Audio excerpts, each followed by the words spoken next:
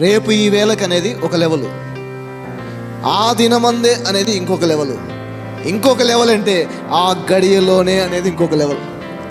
దేవుని వేగం చూడండి ఎలా తగ్గుతూ వచ్చిందో. జమ్మున స్వస్థత కలుగుతుంది. ఈ ఫస్ట్ వచ్చిన శతాధిపతి ఏమన్నాడంటే, నువ్వు నా ఇంటికి రావాల్సిన అవసరమే లేదు, ఒక మాట మాత్రము సెలవిమ్ము, నా సేవకుడు బాగవుతాడని నేను నమ్ముతున్నాను అన్నాడు. యేసు ప్రభు ఆశ్చర్యపోయాడంట ఆ మాటకి.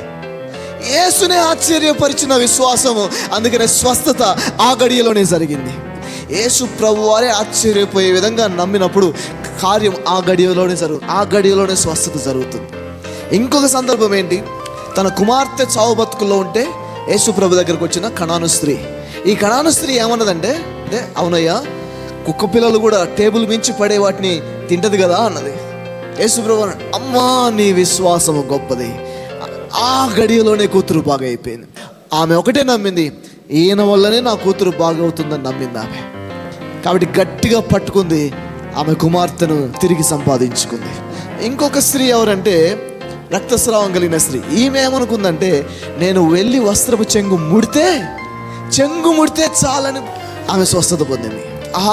ఆ గడియలోనే స్వస్థత పొందిన ముగ్గురు కూడా అసాధారణమైన విశ్వాసాన్ని కనబరిచారు. ఆ అసాధారణమైన విశ్వాసము వేగంగా స్వస్థత పొందేటట్టుగా చేసింది.